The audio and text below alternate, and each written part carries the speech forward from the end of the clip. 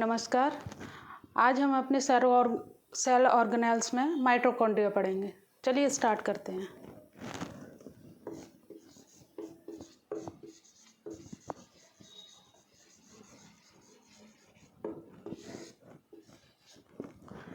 तो जो माइटोकॉन्ड्रिया है, जैसा कि आप सभी को पता है, इसको पावर हाउस ऑफ सेल कहते हैं। The power house of cell.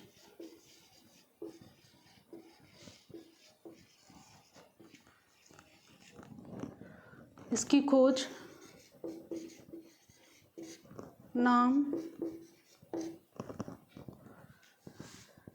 खोज सी वेंडा ने की थी।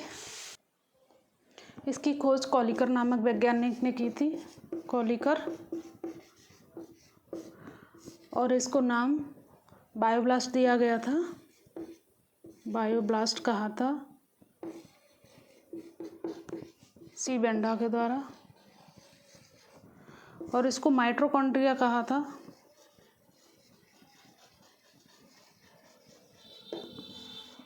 रिचर्ड ऑल्टमैन के द्वारा।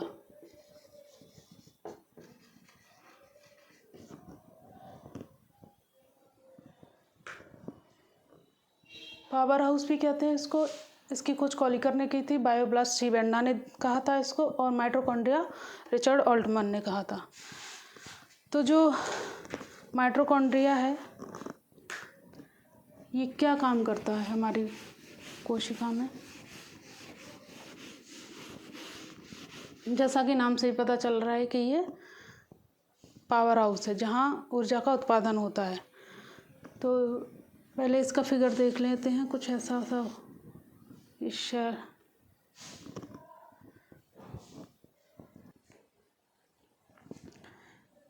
ये उंगलियों जैसी संरचनाएं होती हैं।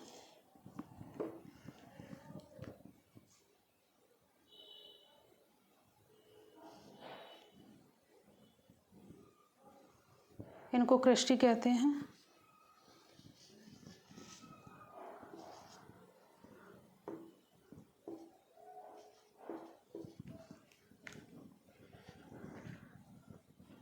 इसमें डीएनए भी पाया जाता है। इसमें राइबोसोम्स भी पाए जाते हैं। ये आउटर मेम्ब्रेन,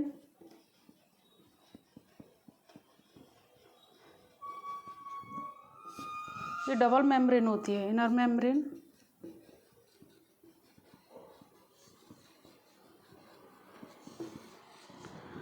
जो माइटोकॉन्ड्रिया होती है वो डबल मेम्ब्रेन होती है।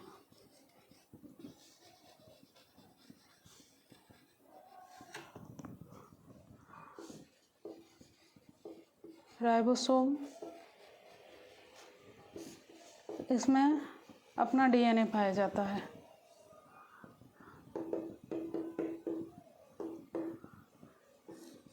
क्रिस्टी, ये उंगलियों जैसी जो संरचना होती है वो क्रिस्टी कहलाती है। यहीं पर एटीपी का संश्लेषण होता है।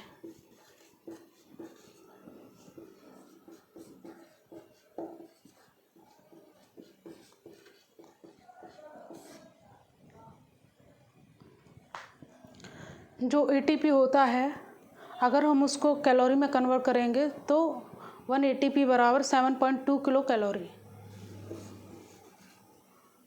1 ATP is equal to 7.2 kilo calorie,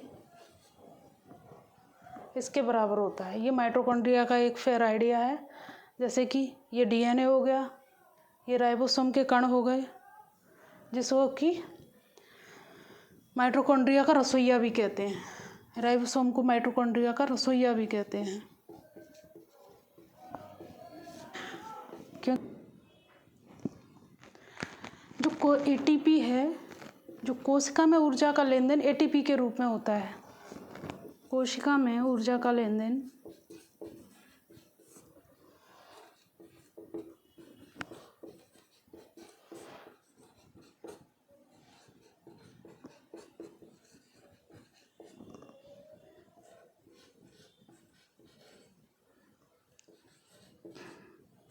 ATP के रूप में होता है। कोशिका में ऊर्जा का लेन देन एटीपी के रूप में होता है। जैसे जो जैविक प्रणालियां हैं जैविक प्रणालियों में ऊर्जा का लेन देन एटीपी के रूप में मापा जाता है, और जो भौतिक प्रणालियां हैं उनमें कैलोरी के रूप में मापा जाता है। इसीलिए हम 1 ATP is equal to 7.2 kilo calorie इसको कन्वर्ट कर सकते हैं। जो ATP है उसको energy currency of the cell भी कहते हैं।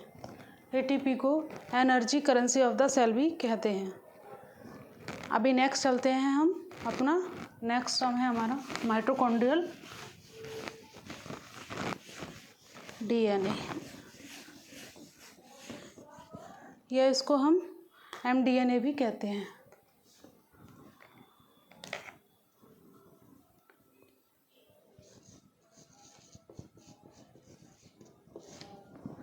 तो जो माइटोकॉन्ड्रियल DNA या mDNA है ये है क्या?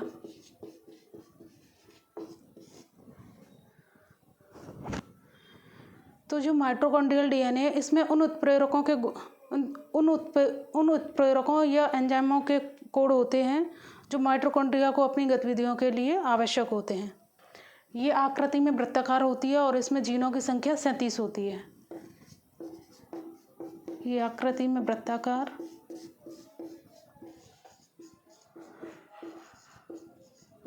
और इसमें जीनों की संख्या 37 इसमें जीन होते हैं।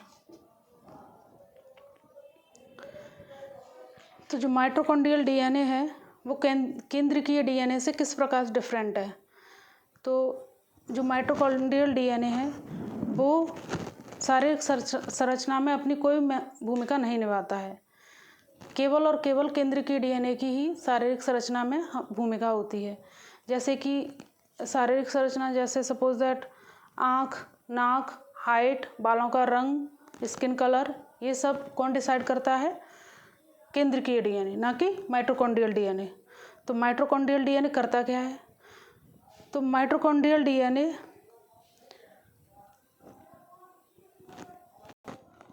तो जो माइटोकॉन्ड्रियल DNA है इसमें उन उत्प्रेरकों के कोड होते हैं जो माइटोकॉन्ड्रिया को अपनी गतिविधियों के लिए सुचारू रूप से चलाने के लिए आवश्यक होते हैं। जब माइटोकॉन्ड्रियल DNA में कोई खराबी या गड़बड़ पैदा हो जाती है तो इससे हमारे जो मल्टीपल ऑर्गन्स जो सबसे ज़्यादा व्यस्त ऑर्गन्स हैं वहाँ पर फेल होने का उनका खतरा बढ़ जाता है और वो मल्टीपल फेलियर भी हो जाते हैं, क्योंकि उनको पर्याप्त मात्रा में ऊर्जा मिलती नहीं है। और जो सबसे ज़्यादा व्यस्त ऑर्गन्स है जैसे लिवर हुआ, किडनी हुआ, है ना, हार्ट हुआ, तो ये अपना फंक्शंस करना बंद कर देते हैं। जब इनको एनर्जी नहीं मिलेगी तो जैसे सपोज दैट अगर आप पढ़ते रहो या आपसे काम कराते रहें और आपको कुछ खाने के लिए ना दें तो क्या होगा? आप एकदम से निढाल हो जाएंगे। तो ऐसे ही हमारा ये माइटोकॉन्ड्रियल DNA होता है कि अगर यहाँ इसमें कोई भी गड़बड़ी होती है या इसके कार्य में कोई भी व्यतिक्रम आता है तो मल्टीपल ऑर्गन फेलियर हो जाता है। तो यही mDNA का फंक्शन होता है। तो संतानों में माता से जो mDNA है वो स्थानांतरित होता है, इसलिए इसको मैटरलाइनल इनहेरिटेंस भी कहते हैं। mDNA जो है संतानों में केवल माता से ही जाता है। इसको हिंदी में मात्र रेखीय आनुवंशिकता कहते हैं।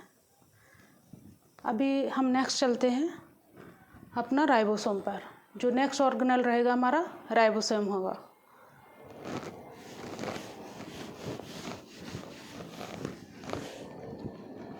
तो राइबोसोम को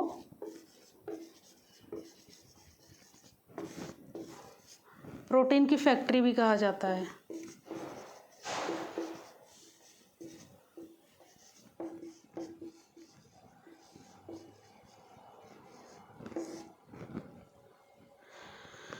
इसको सर्वप्रथम जंतु कोशिका में जॉर्ज पैलाडे ने खोजा था।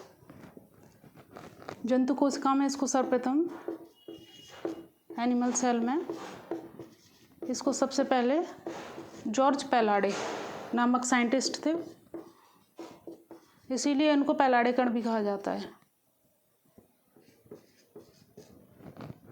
इसलिए राइबोसोम को पैलाडे कण भी कहा जाता है। जो राइबोसोम हैं ये 2 इकाइयों से निर्मित होते हैं, बने होते हैं, एक स्मॉल या लघु और दीर्घ।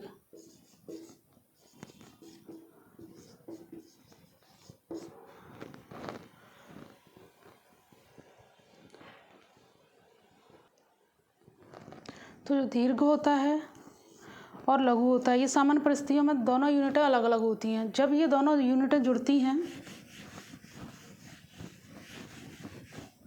तो कुछ इस तरीके से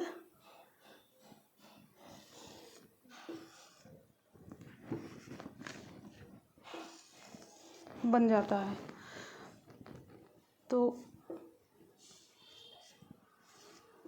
40s एंड 60s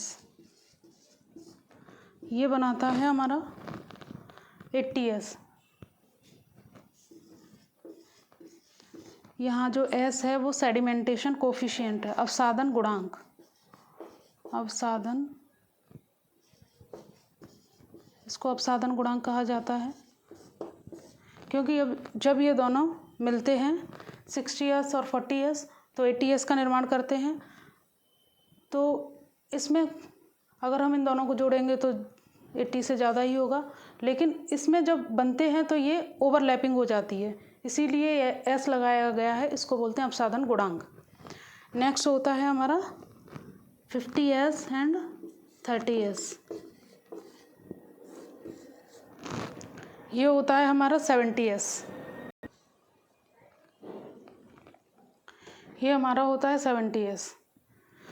तो जो 80s है ये केवल यूकैरियोटिक सेल्स में पाया जाता है। जो 80s है वो केवल और केवल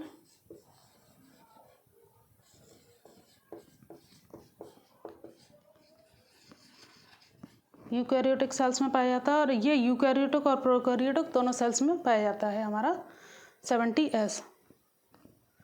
अब नेक्स्ट चलते हैं हम अपना, अभी नेक्स्ट चलते हैं, अभी हमारा है लाइसोसोम। लाइसोसोम को बहुत ज़्यादा इम्पोर्टेंट है। लाइसोसोम बहुत सारे नामों से इसको जाना जाता है और ये हमारे शरीर में बहुत महत्वपूर्ण भूमिका निभाता है।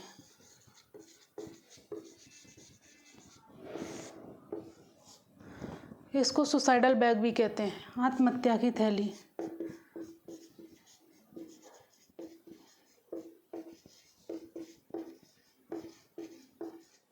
इसको कई नामों से जाना जाता है, इनको हम साथ ही साथ डिस्क्राइब भी करते चलेंगे। जैसे आत्महत्या की थैली, atom bomb of the cell और waste disposal of the cell के नाम से भी इसको जाना जाता है।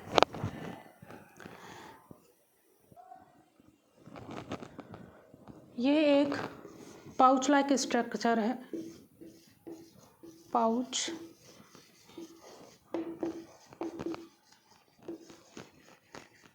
ये एक पाउच लाइक स्ट्रक्चर है जिसमें कि हाइड्रोलिटिक एंजाइम भरा रहता है।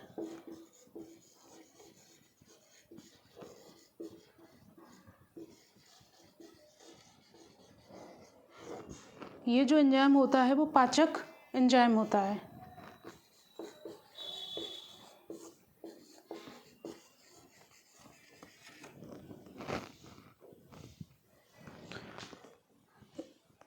लाइसोसोम एक पाउच लाइक स्ट्रक्चर है। ये इसमें हाइड्रोलिटिक नामक एंजाइम भरा रहता है जो कि पाचक एंजाइम होता है। लाइसोसोम की खोज CD दुबे नामक वैज्ञानिक ने की थी। इसके खोजकर्ता थे CD दुबे, DUVE। नेक्स्ट, जो लाइसोसोम है इसको, इसी में एक नेक्स्ट पॉइंट आता है कि ऑटोफेगी, आत्मभक्षण किसे कहते हैं? आत्मभक्षण, ये आपको अभी समझ में आएगा।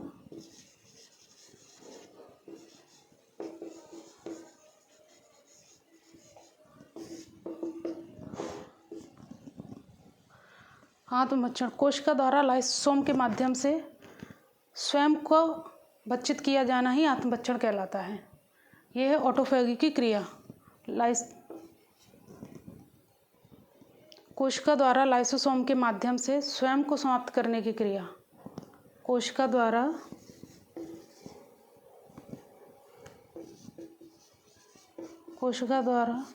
लाइसोसोम के माध्यम से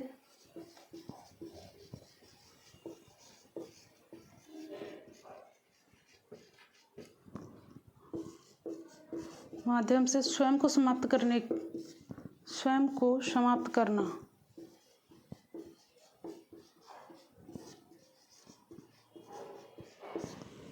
स्वयं को समाप्त करना ही आत्मभक्षण कहलाता है और इसी को हम बोलते हैं प्रोग्राम्ड सेल डेथ, PCD।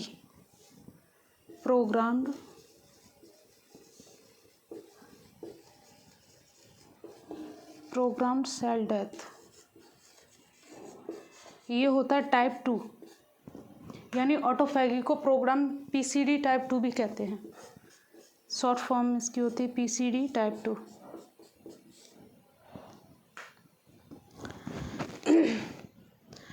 दो 2016 में जो डॉक्टर योसुनिहरी ओसोमी, इन्हें इसके लिए चिकित्सा और कार्यकी में नोबेल प्राइज़ मिला था।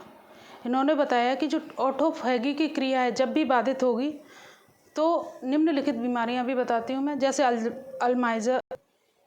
जैसे कि अल्जाइमर, पार्किंसंस और कैंसर आदि रोग प्रभावी हो जाते हैं जब भी हमारी ऑटोफैगी की क्रिया है उसमें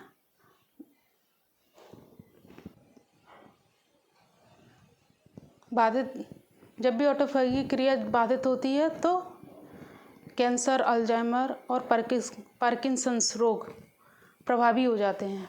जो अल्जाइमर है वो वृद्धावस्था में मेमोरी लॉस होता है।